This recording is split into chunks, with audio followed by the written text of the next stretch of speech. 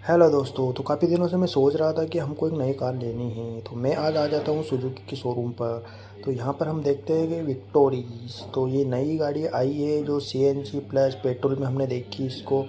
काफ़ी मस्त गाड़ी है, लेने का फुल मूड है मेरा, क्योंकि अच्छी जम गई गाड़ी। हमको लेनी है ऑटोमेटिक में, हमको मैनुअल में लेनी है इसको। हमने इंटीरियर सब देखा, काफ़ी बढ़िया एकदम रॉकेट, और प्राइस भी इसकी बहुत अच्छी है। करीब ये गाड़ी हमें 16 से 17 लाख रुपए में ऑन रोड पड़ रही है। तो अब इसका एक्चुअल प्राइस देख के हम इसे खरीदेंगे।